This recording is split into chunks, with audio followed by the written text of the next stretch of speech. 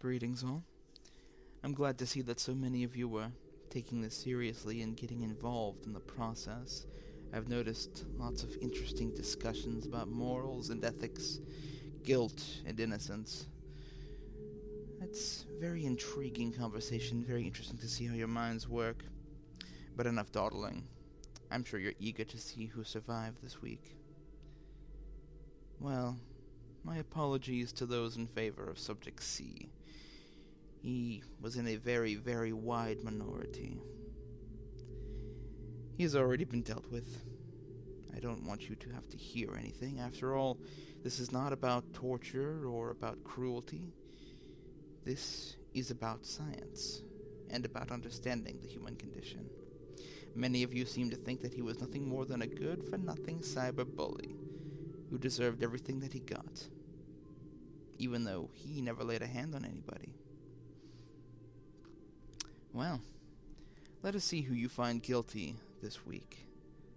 Let's listen to my discussions with the subjects. You're not eating, Karen. What's the point? You've lived so far. It seems people are rather forgiving. I'm not fucking hungry. Your odds have shrunk considerably. I understand. Let's try something different this week. Rather than giving them a reason to hate you, let's see if we can give the people a reason to like you. I'm done answering questions. I can overrule the people. Don't forget, cooperation is your best chance of survival. That's better. Now, you're going to school, yes? You're trying to turn your life around? I have been. I'm working on an art degree. Yes, you're quite the painter. I saw that remarkable piece you did when I came for you. It was the woman you killed. You see her every night, don't you? I never stop seeing that woman. I never forget what I did to her. That's a sad story. Do you think she forgives you? I don't know. If she were in my shoes, do you think she'd let you free? Probably not. Look, I can't stand the waiting anymore. If you're going to kill me, just do it. That is for your fans to decide, Karen. I'll see you next week. In the meantime, try to eat something. You keep trying to get out of that chain. It's getting rather bothersome. I'm sorry. Please. I just want to go home. I've left you room to move, to get your meals when I leave them at the door. I have left you the means to be self-sufficient in here. But if you abuse the trust I have extended and continue to tamper with your chains, then I'll have to restrict you even further. That would be just as bothersome. Do you understand me? Yes. Yes. Please, don't hurt me. You have a chance to speak for a brief moment and plead your case. I want to hear from your own mouth what makes you think that your sins are easier to forgive than the others. I can't believe people are actually voting on who dies. A considerable number want you to live. Enough to save your skin for another week. Don't disappoint them now. But you feel like your sin is less serious than the others. Of course. I wasn't responsible for her death. You say as if you even know what the others have done. What have they done? That's not really the point of this experiment. The point is never what's done, but the perception of what's done. You, Mary, perceive yourself to be fully innocent, as do many others, but honestly, I'm not so certain.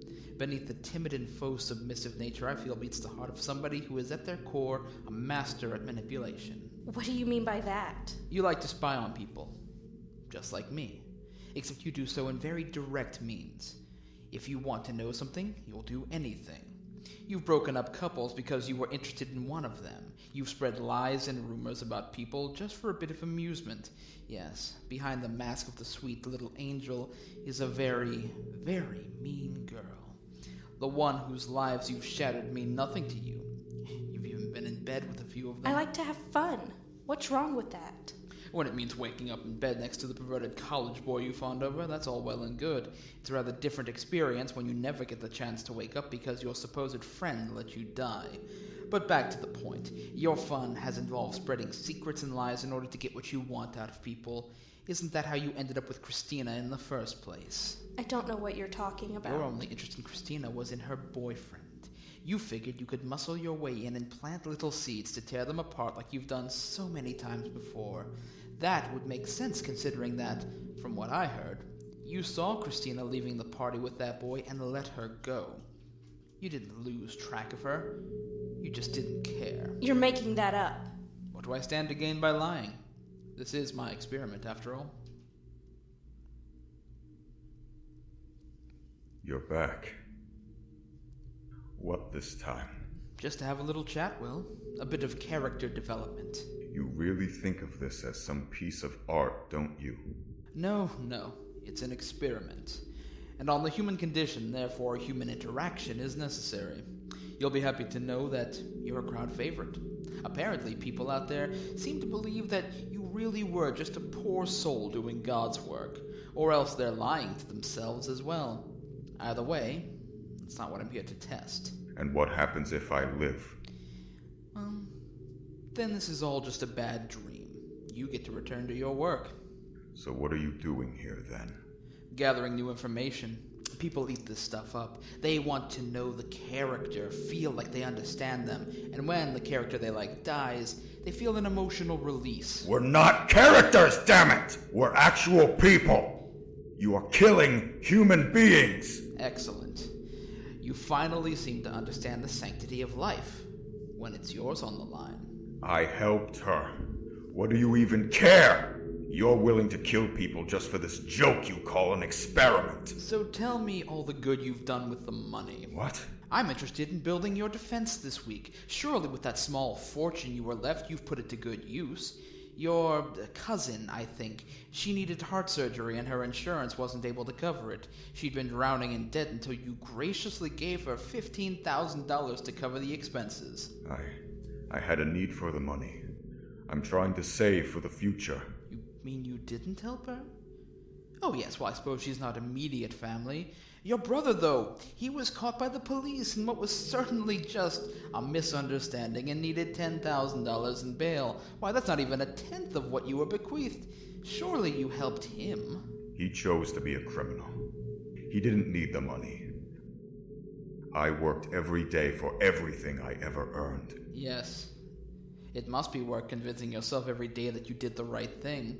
Tell me, Will, if you die during this, are you prepared for the fires of hell? I know what I did was right. Keep acting, Will. Keep acting.